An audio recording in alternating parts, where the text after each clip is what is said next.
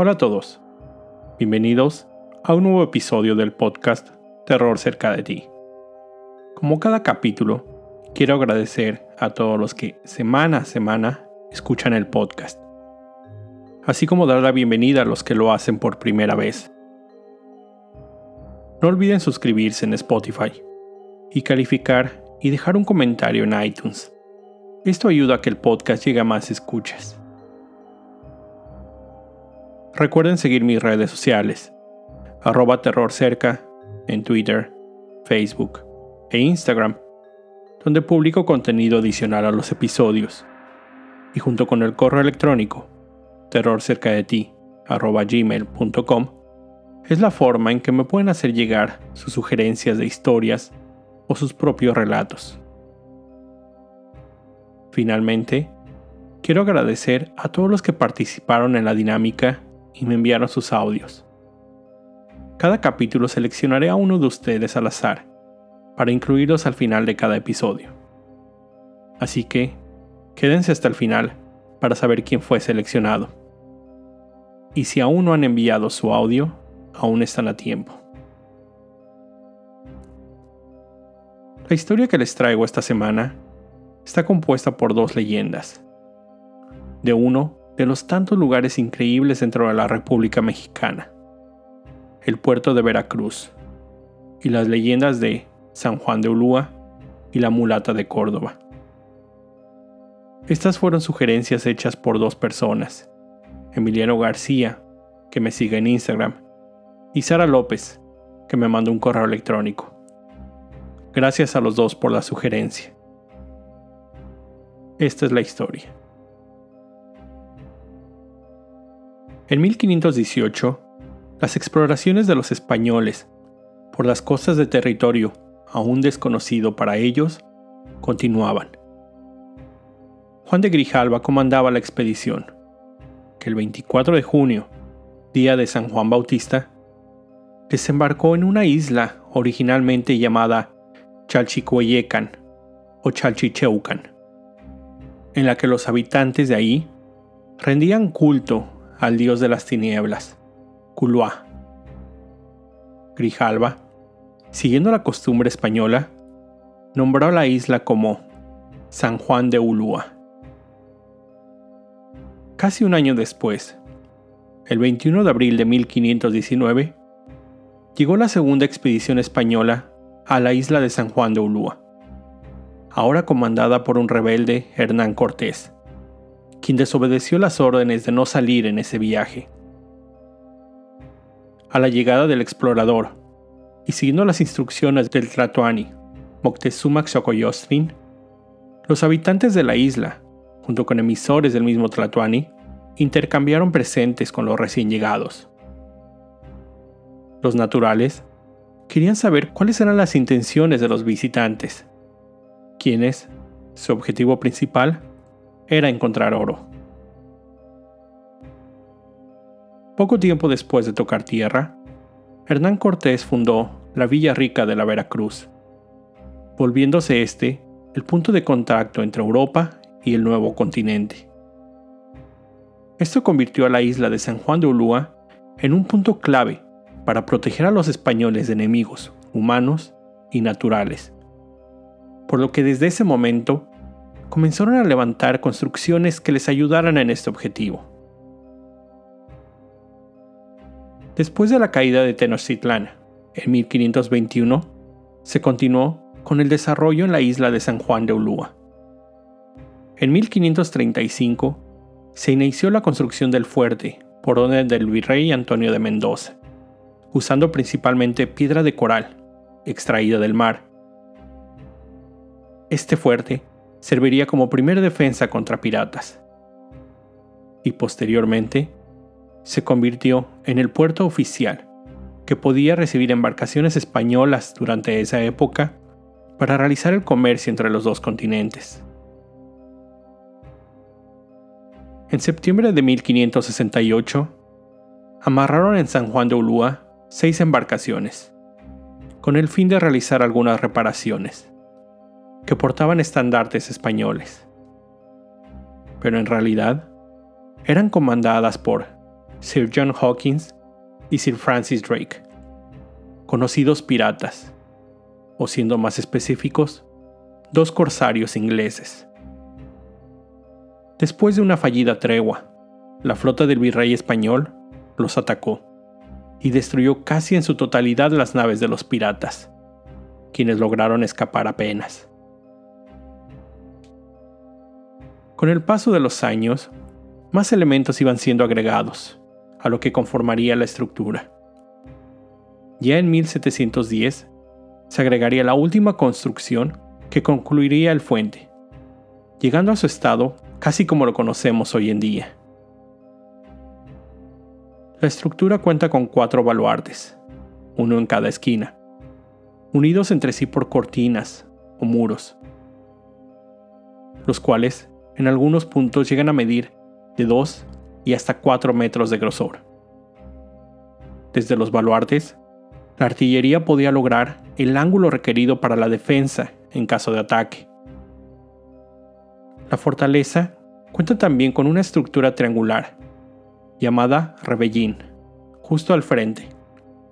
Esta complementada por 2 baluartes más pequeños, separados por un canal que se conectaba por puentes levadizos. La fortaleza también cuenta con un faro, el llamado Faro de San José, el más antiguo de su tipo en toda Latinoamérica.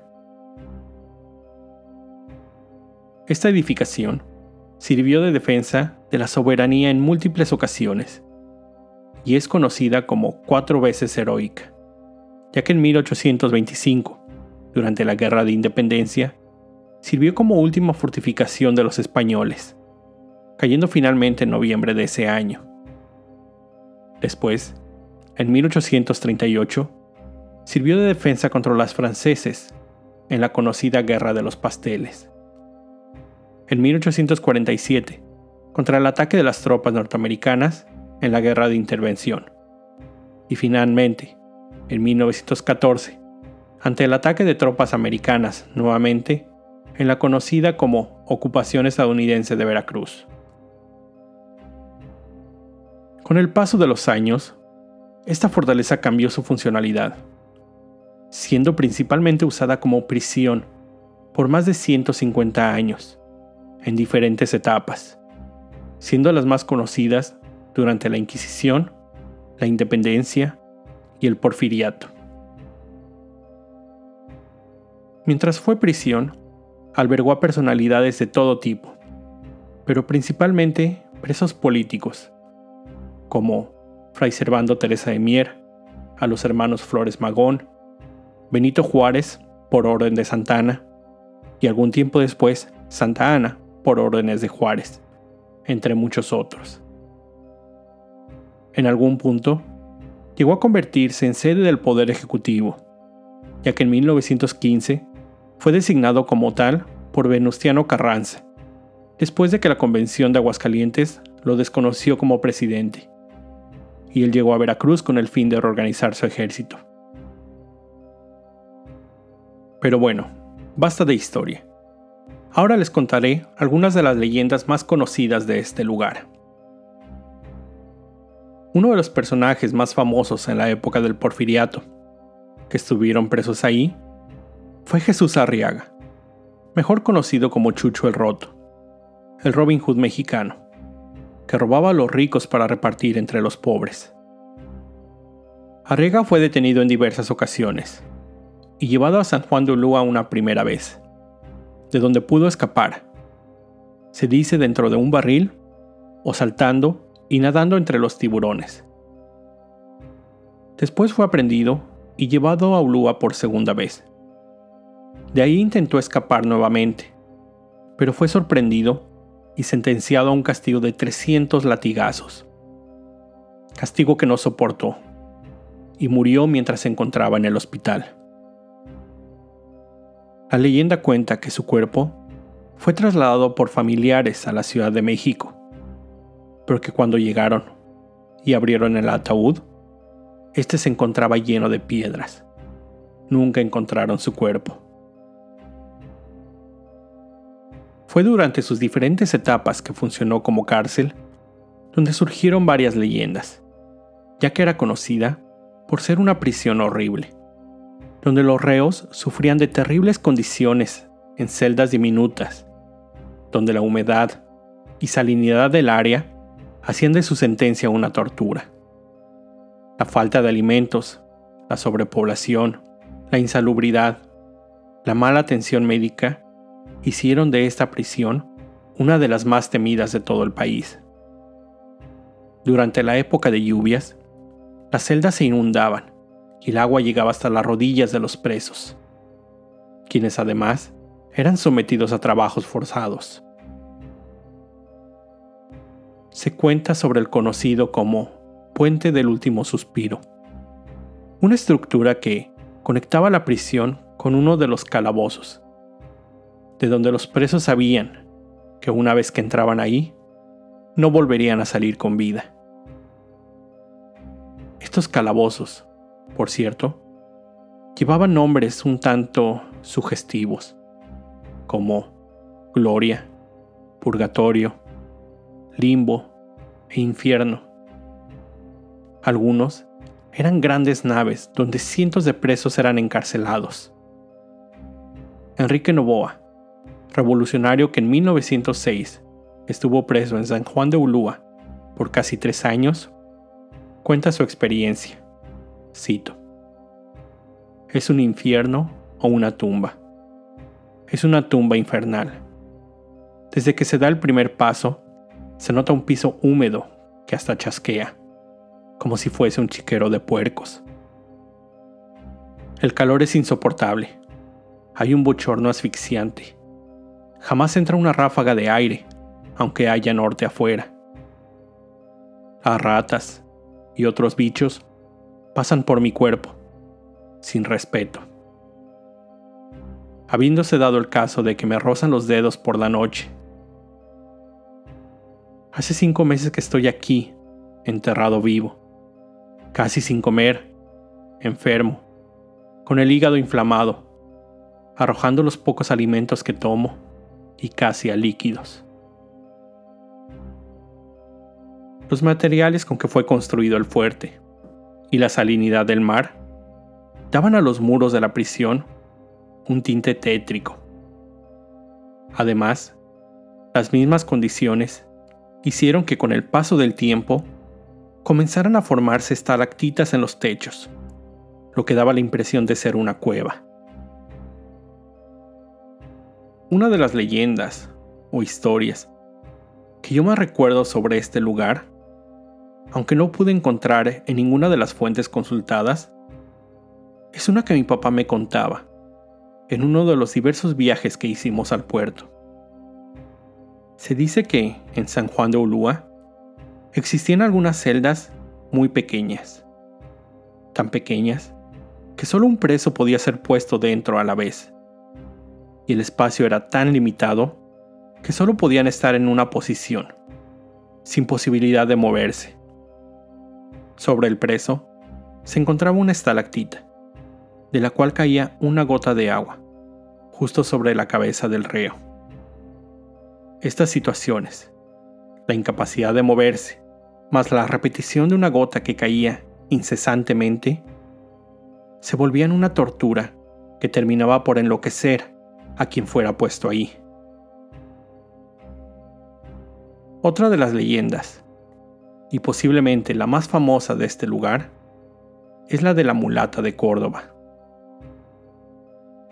La mulata era una mujer que vivía en la época de la Inquisición y del Santo Oficio, en Córdoba, Veracruz. Esta mujer poseía una gran hermosura.